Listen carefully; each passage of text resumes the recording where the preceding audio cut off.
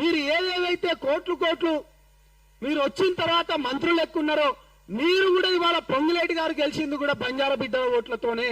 ఇవాళ అదేవిధంగా deputy CM గా ఉన్న భట్టి విక్రమన్న మదిరాలో కూడా మేము ఎక్కడైతున్నాం బంజారా బిడ్డలే. ఇవాళ మంత్రులు మెజారిటీగా ఎవరెవరైతే ఉన్నారో వాళ్ళందరూ బంజారా బిడ్డలు ఓట్లేస్తే మీరు ఒకసారి తస్మత్ జాగ్రత్త గుర్తుపెట్టుకోండి. కేసీఆర్ గారు కూడా గతంలో అనేక సందర్భాల్లో చెప్పారు, చాలా రాజనీతిజ్ఞుడు విఘ్నుడు, బంజారా బిడ్డలు ఏకపక్షాన ఓటేస్తే మేము ఈ అధికారంలో వచ్చినామన్నారు. బాజాబ్తా చెప్తున్నా, ఆ ప్రభుత్వం అప్పుడు విస్మరించింది కాబట్టి నేను ఫామ్ హౌస్ లో కూర్చోబెట్టినాం. రేవంత్ రెడ్డి అన్న నువ్వు లక్కీ సీఎంవి, నువ్వు చాలా లక్కీ సీఎం.